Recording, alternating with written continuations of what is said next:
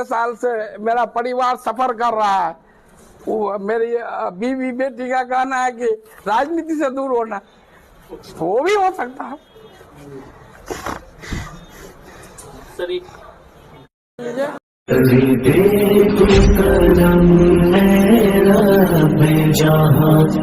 Janata Dal United से अलग करने का फैसला किया। आज से लगभग 15 साल पहले सितंबर 2010 में मरहूम सीमांचल गांधी तस्लीमुद्दीन साहब के नेतृत्व में मैं जनता दल यूनाइटेड की सदस्यता लिया। तब से लेकर लगातार पार्टी के लिए लगातार कोशिश किया, पार्टी को ऊंचाई तक ले जाने के लिए। इसके साथ भी क्षेत्र के विकास को लेकर के पद में रहे या नहीं रहे, लेकिन माननीय मुख्यमंत्री से, सरकार के और मंत्रियों से लगातार जो भी समस्याएं थी उसके समाधान के लिए कोशिश किया।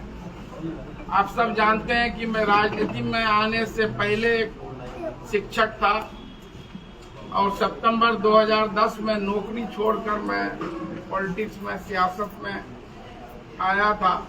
तो एक ही उद्देश्य था, खिदमत करना, सेवा करना, और यही मेरा एक उद्देश्य रहा राजनीति का। ये नहीं कि मुझे कोई एमएलए बनना है या एमपी बनना है।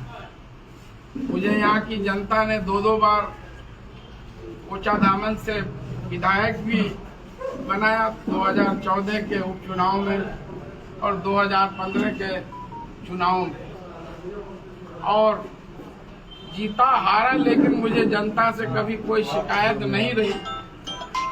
और हमेशा हारने के बाद भी लगातार, आप सभी किशनगंज के साथी हैं, आप जानते हैं कि जो है हमेशा मेरा जनता से जुड़ाव रहा। मेरी राजनीति की यही कोशिश रही है कि समाज के अंतिम व्यक्ति तक खड़ा होकर उनकी मैं कोई मदद कर सकूं। यही मेरे लिए पुण्य का काम है, सवाब का काम है। इसके तहत राजनीति जदयू से मैं बता रहा हूँ। नीतीश से नाराजगी क्यों? आप जानते हैं कि अगस्त 2024 में देश के लोकसभा में, पार्लियामेंट में, पहले लोकसभा में जो वक्फ संशोधन विधेयक पेश हुआ, उस दिन मैं इत्तेफाक से पटने में था। मुझे जब जानकारी हुई, पार्लियामेंट में जब बहस देखा, तो मैं वक्फ बोर्ड जाकर के उसके जो है 44 पेज का जो वो बिल था, उसको मैं प्रिंट आउट लिया, फिर उसका खुद से स्टडी किया, और जो उसके जो एक्सपर्ट हैं, लीगल एक्सपर्ट हैं, उस पर कुछ बिंदुओं पर आपत्ति थी। कुल 14 बिंदुओं पर मेरे द्वारा आपत्ति की गई थी, जिसको लेकर पार्टी से, माननीय मुख्यमंत्री से, जेपीसी के माननीय अध्यक्ष जगदम्बिका पाल जी से, और फिर जो संयुक्त सचिव को जो मांगा गया था, संयुक्त सचिव के नाम से सभी से, कोई भी जो आम आदमी संगठन और जो है स्टेक होल्डर से मांगा गया था अपना सुझाव, उसमें भी दिया था। 20 जनवरी को जेपीसी की टीम पटना भी आई थी, उसमें भी मैं वक्फ बोर्ड के माध्यम से अपनी आपत्ति दिया, और सारी तंजीमों ने भी आपत्ति दिया।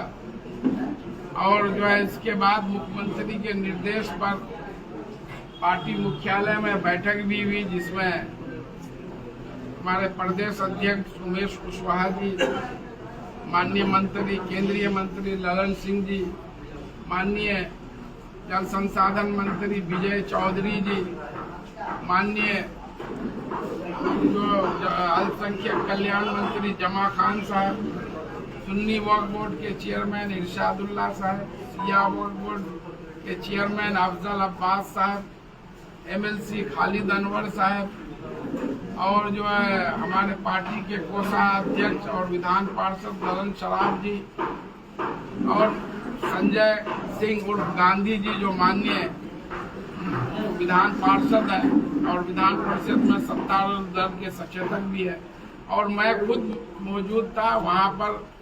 और जो मिल्ली तंजीमें हैं, इमारत शरिया और दूसरी तंजीमें, सब बहुत वहाँ डिस्कशन हुआ। फिर वहाँ से लिखित मांगा गया, लिखित दिया गया और पार्टी के तरफ से आश्वस्त किया गया कि आपकी जो आपत्तियां उसको हम लोग गंभीरता से उस पर हम लोग आगे जेपीसी में रखेंगे। उस वक्त तक जेपीसी का गठन तो आप जानते ही हैं, पार्लियामेंट में दूसरे ही दिन घोषित हो गया।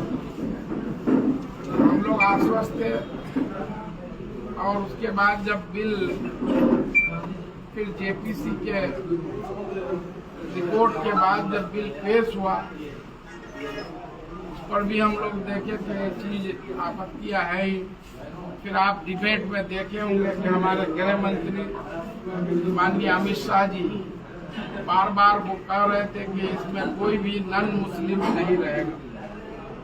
फिर जो है जो कानून मंत्री से अल्पसंख्यक कल्याण मंत्री का पड़वा किरण रिजिजू जी भी वक्फ बाई यूजर्स के संबंध में सदन को गुमराह किया गया। जो देश के बड़े वकील और अभी निर्दलीय राज्यसभा के सांसद कपिल सिब्बल जी का कहना है कि उसमें कुछ पॉइंट्स जो ओरिजिनल बिल जो ले हुआ उसमें नहीं था, लेकिन जब पास हुआ तो उसमें जो है ऐड किया गया। उसमें जैसे वो बता रहे थे कि ये जो एंशिएंट मोनूमेंट है उसको जो प्रोटेक्शन एक्ट है, ancient monument protection act, reservation act, तो उसको जोड़ा गया और ये कहा गया कि जो इस एक्ट के प्रोविजन में जो भी मोनूमेंट आएंगे वो वक्फ संपत्ति नहीं माना जाएगा। उसी में आप देखे होंगे कि जो है जो दिल्ली जामे मस्जिद भी उसी एक मोनूमेंट में आता है, और जो अभी नया वक्फ बिल कानून पास हुआ है उसके हिसाब से वो जो है वक्फ नहीं रहेगा। सर अगला कदम क्या होगा? किस पार्टी में जा सकते हैं, क्योंकि आपने जदयू को छोड़ दिया है, तो आप किस पार्टी में? क्या नहीं, मैं अभी कोई पार्टी में नहीं जान रहा हूँ। मैं इसकी लड़ाई लड़ रहा हूँ। इसके लिए मैं, आप जानते हैं, सुप्रीम कोर्ट में रिट याचिका दायर किया और वहाँ जो है 2 दिन जब सुनवाई हुई 16-17 को, मैं पूरे सुप्रीम कोर्ट नंबर 1 जो माननीय चीफ जस्टिस की अध्यक्षता संजीव खन्ना जी, जस्टिस संजय कुमार जी, जस्टिस के.भी. विश्वनाथन जी, पूरा प्रोसीडिंग और जो वकील थे, सॉलिसिटर जनरल थे, जो सरकार का पक्ष, सारी बातों को मैं खुद देखा। मैं भी रिट दायर किया और उससे पहले 5 अप्रैल को पार्टी मुख्यालय में मैं फिर जाके अपनी आपत्तियों को दर्ज किया। मेरी आपत्ति कोई किसी संप्रदाय या वैसी नहीं है। मैंने कभी जाति और संप्रदाय की राजनीति नहीं की। आप सुप्रीम कोर्ट में भी देखे होंगे, मेरी आपत्ति इस बात की थी कि जो संविधान ने हमें फंडामेंटल राइट्स आर्टिकल 14, 25, 26 के तहत प्रदान किया है, इस कानून में इन आर्टिकल्स का उल्लंघन हुआ है। और सरकार जिस तरह से अपनी पीठ थपथपा रही थी कि ये बिल मुसलमानों के हित में है, आज तक मैं 10,000 मुसलमान से मिला हूँ, पसमानदा मुसलमान से मिला हूँ, एक भी मुझे मुसलमान नहीं मिला। आप पत्रकार बंधुओं को अगर मिला होगा तो बताएंगे, जो इस बिल के फायदे के नाते। और जी, और ये बोल रही है वक्फ को बताने का कानून है। कैसे वक्फ बताने का? इसमें जो लिमिटेशन एक्ट लगाया गया है, लिमिटेशन एक्ट लगा करके जो वक्फ की जमीन पर कब्जा है उसको वो जायज ठहरा रहे हैं, कि जबकि इसमें लिमिटेशन एक्ट को 95 में हटा दिया गया था। अब है कि कोई वक्फ की जमीन पर कोई 12 साल तक कब्जा रहेगा तो उसका वो लेजिटिमेट हक हो जाएगा, अधिकार हो जाएगा। तो ये वक्फ को कब्जा करने का कानून है या कब्जा मुक्त करने का कानून है? आप ही बताइए। क्या आप देखे होंगे, आप सुन लीजिए मेरे, आप देखे होंगे बहस में आप जो है हमारे प्रधानमंत्री मोदी जी बोल रहे थे कि 2013 में जो कांग्रेस के रीजन में जो कानून पास हुआ वो पूरा लूट खसोट हुआ, पूरा वक्त संपत्ति को नेस्त नाबूद कर दिया।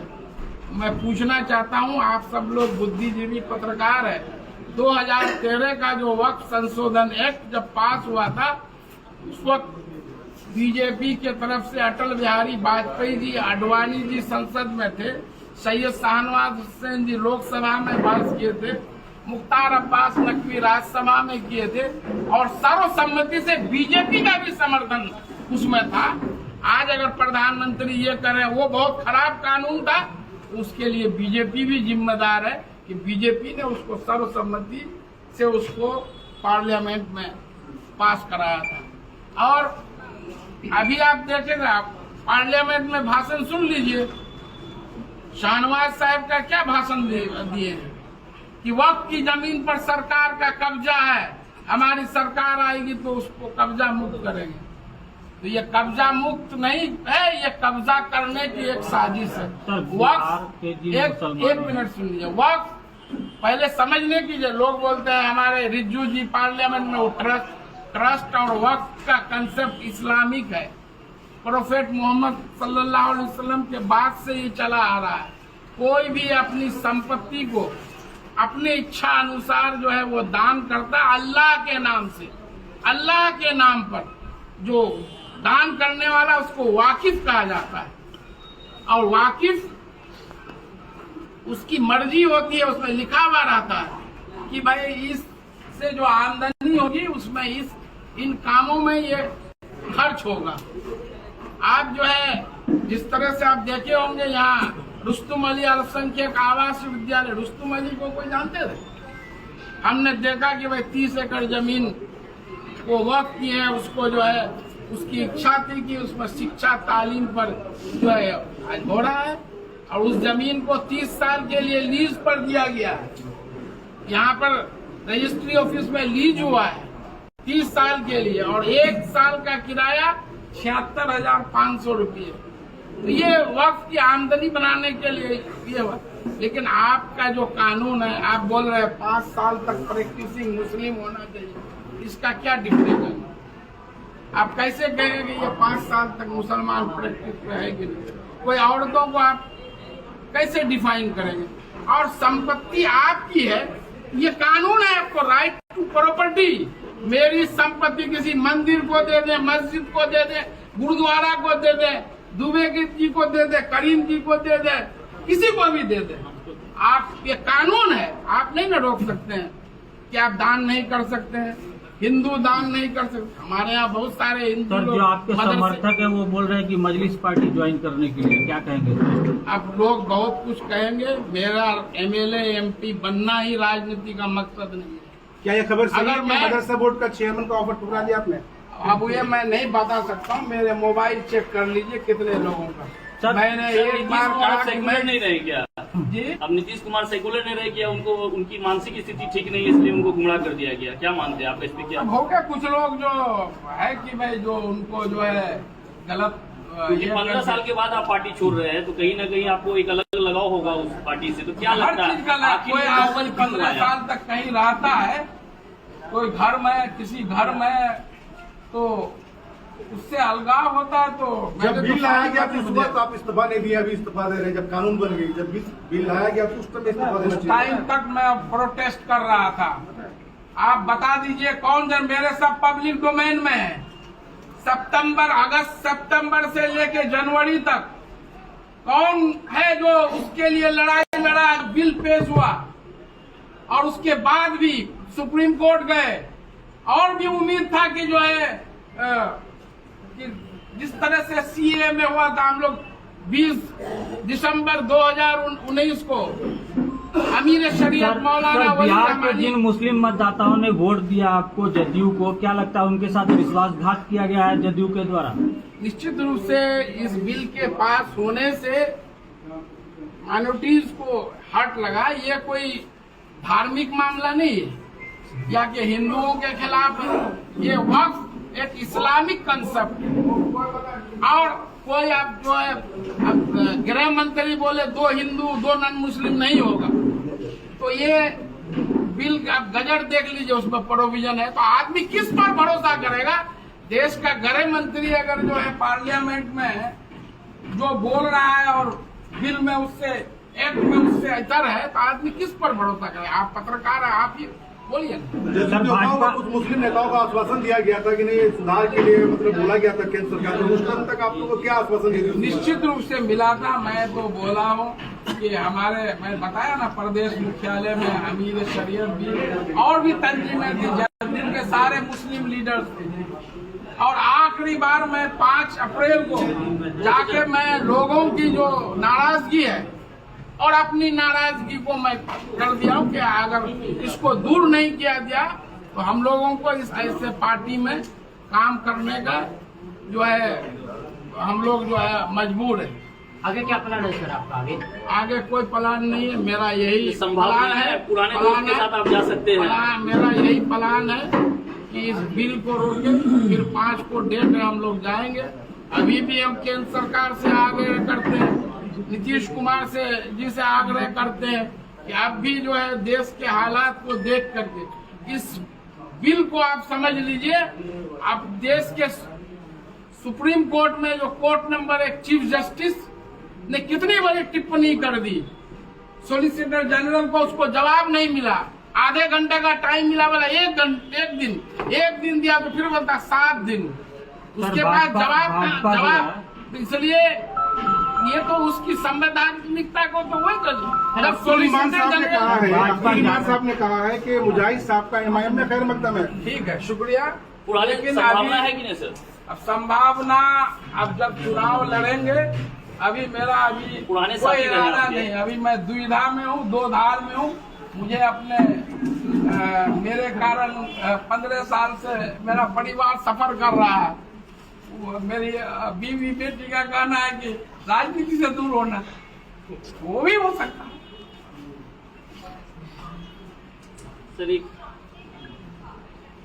सर भाजपा जो है वक्फ कानून का फायदा गिराने के लिए जन जागरण अभियान चला रही है क्या? वो हमसे आके फायदा बहस कर लेना, कोई नेता बहस कर लेना।